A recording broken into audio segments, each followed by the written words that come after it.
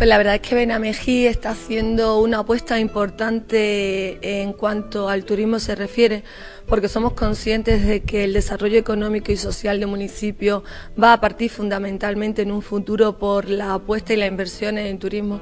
Y bueno, estamos inmersos en dos programas de turismo sostenible. Uno es la Ruta del Tempranillo, porque al estar situado entre un mar de olivos, pues es tierra de bandoleros y hemos entrado de lleno a participar en la Ruta del Tempranillo, y también estamos de lleno inmersos en un plan de promotores de la Subbética. Ya os ha comentado mi alcalde que pertenecemos a la Mancomunidad de la Subbética, y bajo el eslogan Encrucijada de Caminos, porque Benamejí está situado entre Córdoba, Sevilla, Málaga y Granada, pues tenemos muchísimas posibilidades que ofrecer al visitante.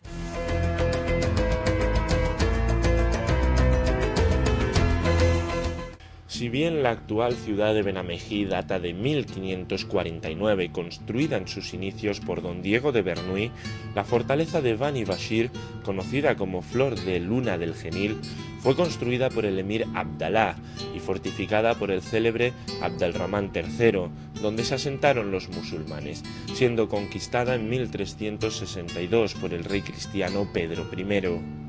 Digamos que el municipio donde está enclavado actualmente sí es posterior a la época musulmana, porque es del siglo XVI, pero la primera ocupación humana que existió aquí en Benamejí ocurrió en lo que es el castillo de Gómez Arias, que fue el primer asentamiento, porque desde el siglo IX después de Cristo, cuando el emir Abdalá mandó su construcción, pues la mandó construir como, digamos, una fortaleza defensiva, porque Benamejí está situado en la vía de entrada de las campiñas cordobesas, sevillanas y de la Vega de Granada. Entonces, pues el castillo, como aquí comúnmente se le conoce, pues ha tenido alternancia de época de dominación musulmana y de dominación cristiana, hasta que en el año 1487 los reyes católicos arrasaron la fortaleza y a partir de esa fecha pues ya hemos estado bajo el dominio cristiano. Pero la ubicación actual de Benamejí data de 1548, cuando Diego de Bernuy, señor de Burgos, compra estas tierras donde está ubicado actualmente a Carlos I, porque Carlos I necesitaba el dinero para las guerras que tenía emprendidas en Europa. Entonces pues lo vende el 25 de diciembre de 1948 a Diego de Bernuy, que el 3 de marzo de 1949 lo dota de Carta Puebla, y a partir de ahí comienza nuestra asistencia en la posesión actual, digamos. En cuanto al origen del nombre de la localidad, la transcripción fonética es claramente árabe, dado que se conocía por Benameshir. Benamejí viene de la transcripción fonética de Benamexir, que procede a su vez de Bani Bashir, que fue el nombre que tomó la fortaleza, que fue el primer asentamiento que hubo para estas tierras de ocupación humana. Entonces proviene de eso, de la fortaleza Bani Bashir, que por transcripción fonética pasa a llamarse Benamexir y luego Benamexir. Y la huella de su historia que se podrá revivir con los dos museos proyectados en la ciudad, el dedicado a la época romántica y social del bandolerismo de Sierra Morena y otro a la historia del municipio. Tenemos puesta en marcha de un museo de arte y costumbre, un museo etnográfico en el que vamos a reflejar en 3 plantas pues toda la historia, desde la edad de los metales hasta la edad moderna, pasando por ese romanticismo que llevó a interpretar los hermanos Machado también la duquesa de Benamejí, basada pues en ese marquesado en el que Benamejí estaba inmerso durante los siglos XVI, XVII y XVIII con nuestros marqueses de Benamejí. Pues vamos a poder ver y disfrutar de toda un recorrido por toda la historia de Benamejí. También un centro de interpretación que le hemos llamado la Duquesa de Benamejí, y ahora os contaré por qué, en el que tanto el ayuntamiento como esa Ruta del Tempranillo de la que os hablaba, pues vamos a poder disfrutar en 3 dimensiones y en un modo muy interactivo, pues todo lo que suponía la historia del bandolerismo en Benamejí, pero también se le va a dar especial hincapié y se va a hacer especial hincapié con ese museo a un aspecto cultural, literario, que tanto pues podemos y hemos tenido la suerte de poder tener en Benamejí, con esa obra de teatro, La Duquesa de Benamejí, de los hermanos Machado, que hemos recuperado desde el año 2000, estamos llevando a cabo con una interpretación y la hemos recuperado ahora a los 8 años, este verano, en el 2008, La Duquesa de Benamejí ha vuelto en escena. Es una obra de teatro al aire libre y en la que participa pues todas las asociaciones culturales, folclóricas y artísticas del municipio. Son 150 artistas populares que han participado en la obra y que durante 2 días pues, han sido las delicias de toda la comarca de la Subbética y también de toda la provincia.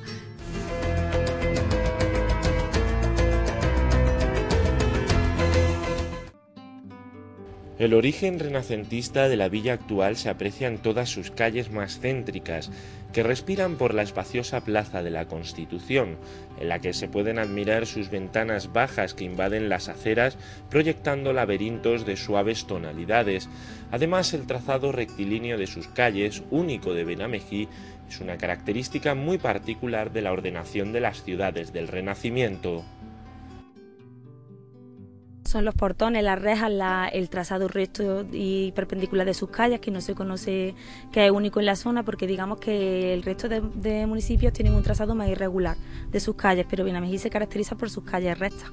Y por supuesto, como tú has dicho, por la artesanía de sus rejas y sus riquísimos portones. Además que conserva bastante número de ellos, todavía se conservan en las casas. Y perdón que se me ha olvidado antes mencionar la ermita de los Remedios, que la mandaron construir los marqueses en el siglo XVIII, y lo que hay que destacar son sus cúpulas de la Escuela de Antequerana. Hay que destacar la arquitectura religiosa, como la iglesia de la Inmaculada Concepción, un templo barroco que data del siglo XVII, la ermita de Jesús del Alto, el puente del Renacimiento, el antiguo palacio de los marqueses de Benamejí y la ermita de San Sebastián, además de otros muchos lugares de interés como la aldea del Tejar, que deleitan a los visitantes que llegan a este municipio cordobés. Benamejí es muy rico patrimonialmente. Cuando Diego de Bernuy lo dota de Carta Puebla, lo primero que manda a construir es el puente renacentista de Hernán Ruiz, que es de 1553. Es bien de interés cultural. A su vez, el castillo de Gómez Arias, que he mencionado anteriormente, también es bien de interés cultural. Fue una fortaleza defensiva, es del siglo IX después de Cristo, perdón. Luego también la iglesia de la Inmaculada Concepción, que es una joya del barroco cordobés. Lo que hay que destacar de ella, aparte de su porte y de su esbelta torre, pues son sus cúpulas ondulantes, que son únicas del barroco cordobés, no se conocen en la zona. El sagrario también, que es barroco. Y por supuesto la multitud de valiosas imágenes que proceden del convento de Carmelitas Descalzas, que existió aquí en el año 1682. Y el convento es barroco, conserva la entrada a la iglesia, que lo que hay que destacar de su fachada es la decoración floral que tiene. Nos encontramos en la ermita de Jesús del Alto. Aquí es donde se encuentra la patrona de Benamejí, que es la Virgen de Gracia. Entonces, esta ermita es bastante reciente, es del año 1977, y se construyó en el lugar donde antes estaba ubicada la antigua, que se conoce ya una remodelación de la antigua en el año 1917, pero este templo es relativamente reciente, es de 1977. La imagen de nuestra patrona es de la segunda mitad del siglo XVIII, y es una talla barroca y, como habéis podido comprobar, es una imagen preciosa. En cuanto al antiguo palacio de los marqueses de Benamejí, estaba situado en el actual emplazamiento del ayuntamiento y las referencias aseguran que fue una de las joyas del Renacimiento andaluz. El palacio de los marqueses, que también es de la época de Hernán Ruiz, es del siglo XVI, y se conservan ahora con la puesta en marcha de los museos de Benamejí, pues se están recopilando numerosas piezas que pertenecieron al palacio y que, bueno, pues los más jóvenes que no hemos tenido la oportunidad de disfrutarlo, pues a través del museo lo vamos a disfrutar. Fue una joya del Renacimiento andaluz. De este palacio se puede comprobar en la fachada del ayuntamiento 2 escudos, que son el emblema de Diego de Bernuy, que fue el que lo mandó construir, y las columnas. El patio contaba con 18 columnas de jaspe, que son las 4 que hay puestas en el soportal del ayuntamiento.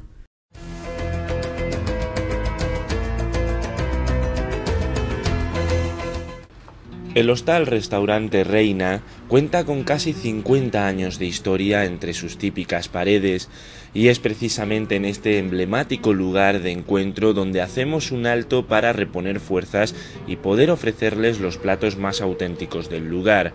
Las especialidades que nos han preparado para los seguidores de Todo Turismo son lomo de cerdo en sus variedades de a la pimienta o con pisto, el salmorejo, chacinas elaboradas de forma artesanal como son los chorizos y la morcilla, sin olvidar los extraordinarios potajes caseros, como nos explicaba la cocinera y propietaria de este emblemático restaurante Reina, Catalina Crespo. Los garbanzos se echan agua, la habichuela también, al otro día pues se pone los garbanzos, la habichuela, la verdurita, la patata, morcillita, jamón, chorizo, en fin, su agua correspondiente, su sal, y lo pongo a hervir 1 hora. Y luego ya, cuando ya está terminado, lo destapo, le doy su poquito de herbón, su poquito de ajito, de pimienta, y le doy ya su truquillo, que es el que yo tengo, sobre todo las cocineras, cada uno tenemos una cosilla en la cocina. Eso es el potaje. Y ya su puntito, apartarlo y ya está.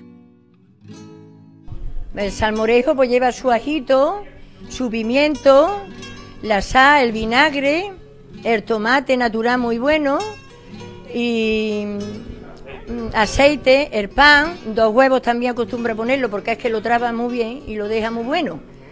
Y luego ya su sal también, su vinagre, y yo ya le cojo también su truquillo a mi manera, su paladar, hasta que veo que está bien. El lomo es de cerdo. El lomo sobre todo es que es ternito, porque yo siempre digo que sea el lomo un peso normalito para que no esté duro.